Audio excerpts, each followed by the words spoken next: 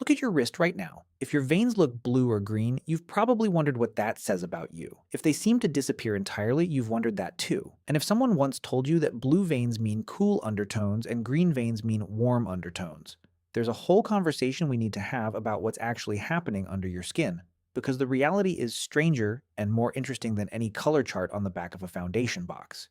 Here's the thing that stops most people cold. Your veins are not blue. They are not green. They are not any of the colors you see when you look at your wrist. Blood moving through your veins is dark red, a deep, almost maroon shade, because it's carrying carbon dioxide back to your lungs rather than the bright oxygen-rich red you'd see in your arteries. So why does every vein on your wrist look like it belongs in a blue or green color palette? The answer is light.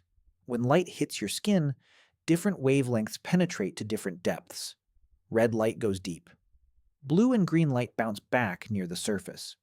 Your eye catches what bounces back, and your brain interprets the signal as a color.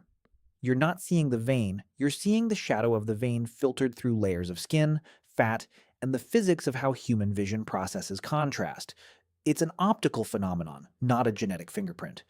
And because it's optical, almost everything around you changes what you see. Your skin tone shifts how much light makes it through in the first place. Thinner, more translucent skin lets more contrast show through, which is why some people have veins that look dramatically visible and others seem to have almost none at all. The amount of fat beneath your skin changes the distance between the surface and the vein. Your hydration level affects how plump and prominent those vessels appear. Drink a glass of water right now and check again in 20 minutes. Temperature matters too because cold causes veins to constrict and pull deeper, while warmth brings them closer to the surface.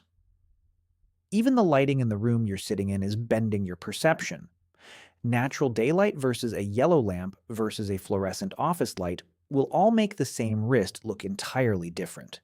This is where the popular undertone test runs into serious trouble. You've probably seen it: hold your wrist up, look at your veins, and if they look blue or purple, you're cool toned. If they look green, you're warm toned. If you see both, you're neutral. Beauty brands love this test. It's simple, it's visual, and it gives people a satisfying answer. But it's essentially using an optical illusion caused by lighting, skin depth, hydration, and pigment to make a claim about your DNA.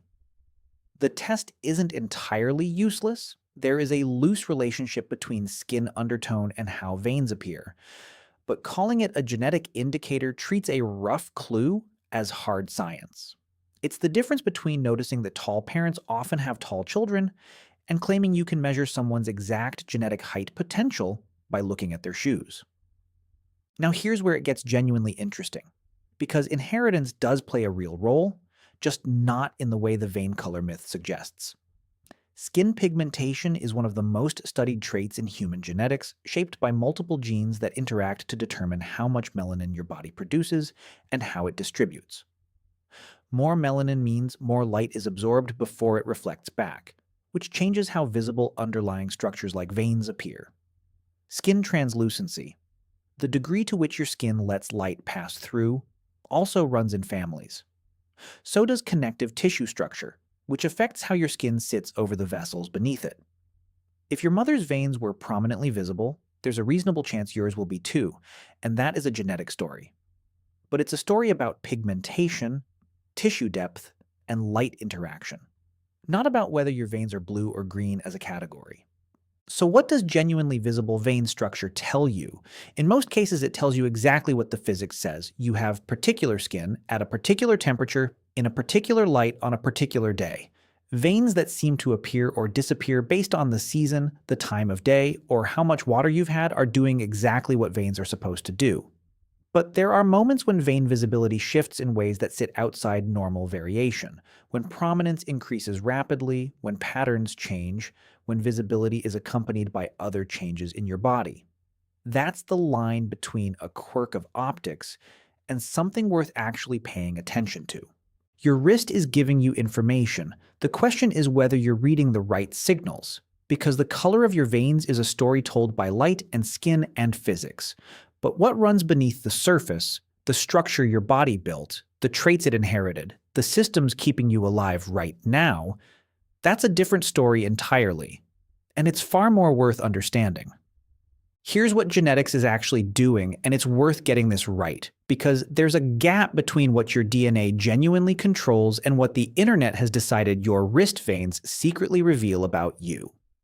Start with the real stuff. Melanin production is inherited.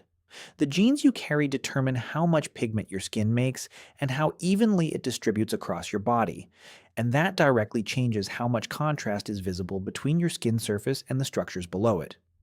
Lower melanin levels mean more light passes through, more contrast registers, and veins appear more pronounced. Higher melanin levels absorb more incoming light, reduce that contrast, and can make veins nearly invisible even if the vessels themselves are in exactly the same position and exactly the same size. Skin thickness is also partly genetic, not entirely because it changes with age, sun exposure, and the area of the body, but your baseline translucency is something you largely inherited. Connective tissue architecture runs in families too. The way collagen fibers are arranged beneath your skin, the structural density of the tissue sitting between your vein wall and the surface.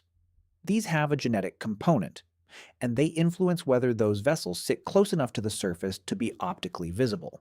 So yes, if you have dramatically prominent veins, and so did your grandmother, that connection is real. It just isn't a message about your ancient bloodline, it's a message about collagen and pigment.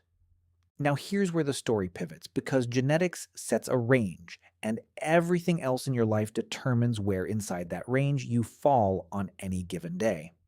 Exercise is one of the most powerful short-term factors. During intense physical activity, your body pushes blood toward your muscles and dilates peripheral vessels to manage heat, and veins that were invisible at rest suddenly map themselves across your forearms in sharp relief. That's not your DNA changing. That's your cardiovascular system doing its job under load. Heat does something similar. Warmth causes vasodilation, pulling veins closer to the surface, which is why a hot shower or a warm afternoon can make your wrist look completely different than it did on a cold morning. Stress and adrenaline alter vascular tone. Dehydration makes veins look flatter and less prominent. Body fat percentage changes the physical distance between the vessel and the surface of your skin. Lower body fat reduces that gap and makes veins more visible, which is why this particular trait gets mythologized in athletic contexts. None of these are genetic. All of them are temporary biology doing exactly what it's supposed to do. This is where several popular myths collapse completely. The idea that unusually visible wrist veins signal special ancestry, that you carry the blood of warriors, or that your veins prove some exotic genetic heritage, is not biology. It's pattern recognition applied to something that fluctuates with your last workout and your water intake. The idea that prominent veins indicate superior circulation is similarly unfounded. Circulation efficiency is about cardiac output, vessel elasticity, and dozens of other factors that have absolutely nothing to do with whether your veins are visible through your skin. And the idea that vein color or vein pattern reveals something deep and fixed about your genetic identity takes an optical phenomenon shaped by light and tissue depth and treats it as a DNA fingerprint. It isn't. There are cases where vein prominence genuinely connects to something worth knowing. Certain connective tissue conditions, Ehlers-Danlos syndrome, Marfan syndrome, can affect how skin and tissue are structured, and vein visibility can be one feature among many in those presentations. But the critical word there is among many. A doctor looking at connective tissue differences is looking at a constellation of signs, not a single visual detail on your wrist. Veins that appear rapidly more prominent, that are accompanied by swelling, hardness, warmth, or pain, or that show up in unusual patterns, those are reasons to have a conversation with a physician, but visible veins in isolation, in the absence of other symptoms, are not a diagnosis and should not be read as one. Appearance alone tells you almost nothing clinical. The wrist you're looking at is not a medical chart. So here's the practical framework.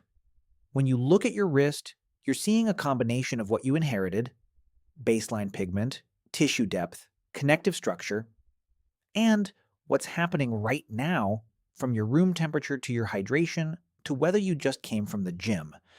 The color you perceive is light physics, not a category your veins actually belong to. Prominent veins that run in your family likely reflect shared genetic traits around skin translucency and tissue architecture, and that is genuinely interesting.